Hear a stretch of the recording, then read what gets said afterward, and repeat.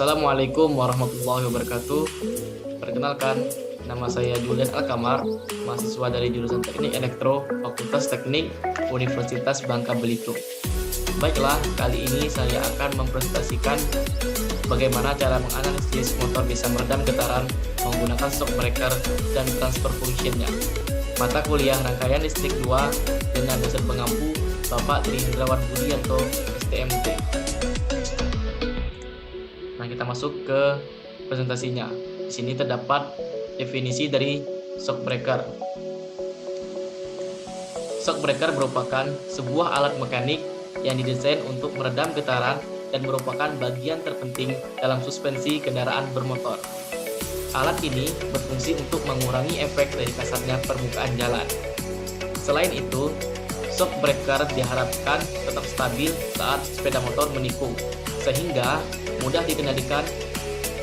Dengan itu, getaran akibat kerja mesin dapat diredam oleh shock breaker. Dengan gerak ayun naik turun, badan sepeda motor dapat diperlambat, sehingga menjadi nyaman dan tidak mengejut. Itulah sebabnya shock breaker disebut juga sebagai peredam kejut.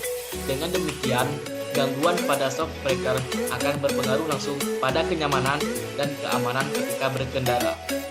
Nah, ini gambar untuk shock breaker bagian depan motor. Ini untuk gambar shock breaker bagian belakang pada motor. Selanjutnya, media peredaman yang digunakan yaitu dapat berupa oli, karet atau rubber, ataupun gas nitrogen. Gaya peredaman dihasilkan akibat adanya tahanan media peredaman baik oli ataupun gas nitrogen melalui saluran output pada saat piston ditekan atau bergerak. Tentunya dengan banyaknya variasi shock breaker juga akan banyak mengakibatkan hal-hal buruk pada pengendara sepeda motor. Kerusakan shock breaker pada sepeda motor roda 2 yang sering diabaikan oleh pengendara akan menimbulkan kehilangan keseimbangan sehingga membuat pengendara menjadi tidak aman dan nyaman. Apalagi zaman sekarang ini banyak motor yang menggunakan variasi shock breaker, menggunakan tambahan bantalan shock sehingga standar kemiringan dan getaran pada shock breaker akan semakin besar sehingga akan menimbulkan mengurangi kesehatan dan keamanan pengendara tersebut. Nah, selanjutnya yaitu prinsip kerja pada shock breaker. Prinsip kerjanya yaitu shock breaker secara teknis disebut sebagai shock absorber yang bekerja menggunakan sistem hidrolik untuk menahan guncangan bodi. Dalam tabung shock absorber terdapat sebuah piston yang memisahkan dua ruang. Dua ruang di dalam tabung ini diisi dengan fluida yang kita kenal sebagai oli shock breaker, dan pada piston terdapat sebuah saluran kecil bernama orifice sebagai saluran penghubung ruang di bawah dan di atas piston. Di saluran ini, fluida dari ruang di bawah piston bisa masuk ke ruang di atas piston ataupun begitu pula sebaliknya. Saat piston bergerak ke atas, fluida pada ruang di atas piston akan tertekan. Akibatnya, fluida tersebut keluar melewati saluran kecil pada piston menuju ruang di bawah piston. Namun, karena salurannya kecil, maka aliran fluida menjadi lebih lambat. Akibatnya, pergerakan piston juga menjadi lebih lambat. Selanjutnya yaitu jenis-jenis shock breaker. Dilihat dari cara kerjanya, ada dua jenis shock breaker, yaitu yang pertama, single action shock. Sesuai dengan namanya, tipe ini hanya memiliki satu arah redaman saja. Artinya hanya bisa menyerap satu arah goncangan, entah itu goncangan naik atau goncangan turun, umumnya saat ekspansi saja. Konstruksinya sangat sederhana, di mana ada satu orifice dan satu lagi saluran transfer.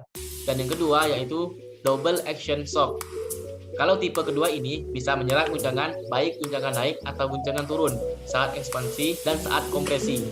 Pada tipe ini terdapat dua buah saluran di dalam piston yang memiliki katup. Katup ini akan terbuka dan tertutup secara otomatis sesuai arah aliran fluida. Nah, selanjutnya itu untuk perhitungan dari shock breaker bagian depan sebelum dan sudah pembebanan. Ini untuk sebelum pembebanan dan ini untuk gambar setelah pembebanan. Nah, berdasarkan data pada gambar di samping ini, diketahui untuk FD-nya itu sama dengan 29 ditambah 15. Nah, ini bagian ini 29 cm ditambah 15 cm.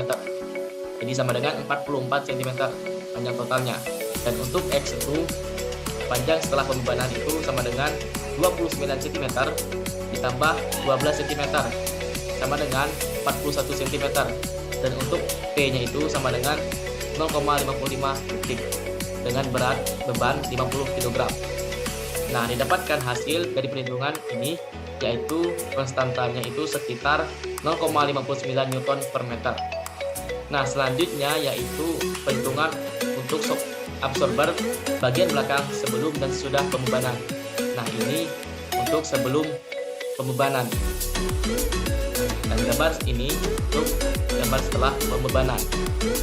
Nah, berdasarkan data pada gambar di samping ini diketahui untuk X-nya itu sama dengan 7 cm.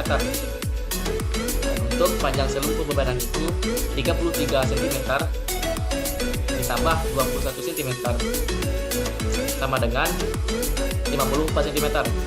Dan untuk X selanjutnya yaitu panjang setelah pembebanan itu yaitu 33 cm ditambah 18 cm sama dengan 51 cm. Dan untuk masanya itu sama dengan 50 kg. Dan untuk G-nya itu sama dengan 9,8. Dan didapatkan hasil perhitungan ini yaitu konstantanya sekitar 70 Newton per meter. Nah, analisis peredam getaran menggunakan shock breaker pada motor Beat dengan frekuensi getaran shock breaker pada sepeda motor Beat Matic 110cc merek Honda dengan pembebanan 50 kg menggambarkan semakin cepat putaran mesin atau RPM, maka semakin besar pula laju getaran yang dihasilkan pada shock breaker. Setiap getaran yang dihasilkan pada kendaraan dipengaruhi oleh merek, kecepatan RPM, dan profil jalannya.